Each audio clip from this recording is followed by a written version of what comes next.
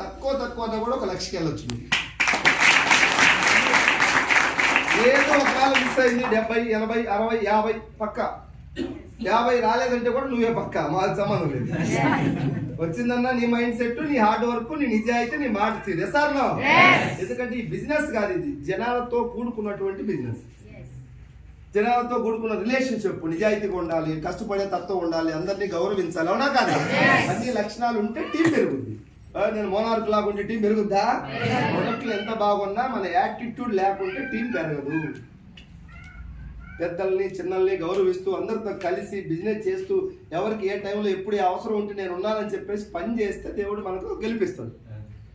నా కడుపు నేను సక్సెస్ అయినా, నేను రావడం అహంకారంగా మాట్లాడితే సక్సెస్. నేను ఇంతమందిని చూసి మాట్లాడుతాను ఈ మాటలన్నీ కూడా. ఓకేనా సార్? నా టీంలో గెలిచిన వాళ్ళని చూసినా అక్కడే ఎదుగు పొదుగు లేకుండా ఉన్నారు. ఎక్కడ వేసిన గొంగలు అక్కడే 3 సంవత్సరాల అప్పుడు జాయిన్ అయ్యారు వాళ్ళు, అక్కడే ఉన్నారు. పోనీ నా తప్పని ఒప్పుకుంటాడా? మా అప్లైనర్ మంచివాడు కాదు, వేస్ట్.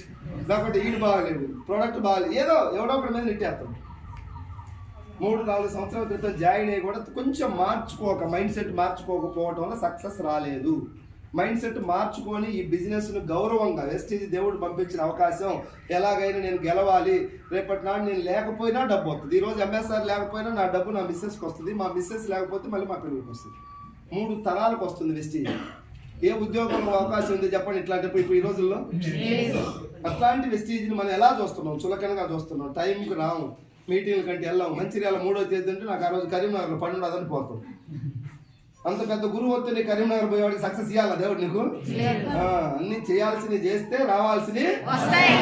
ఫస్ట్ ప్రయారిటీ ఇచ్చారు మేము వెస్టీజ్కి. గెలిచిన వాళ్ళందరూ కూడా వెస్టీజ్ అంటే ఫస్ట్ ప్రయారిటీ ఇచ్చారు. అలా దాన్ని మెల్లగా మన అడుగులు మార్చుకుంటూ నేర్చుకుంటే సక్సెస్ వచ్చింది.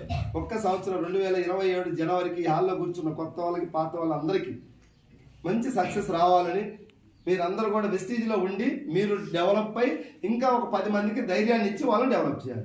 ఎంఎస్ఆర్ గెలవబట్టి ఈరోజు కొన్ని 100 మందికి ధైర్యాన్ని ఇస్తున్నారు. అవునా కాదు? మీరు కూడా వెలిగే దీపమే మరో దీపాన్ని వెలిగించగలదు. మీరందరూ వెలగాలని కోరుకుంటూ సెలవు.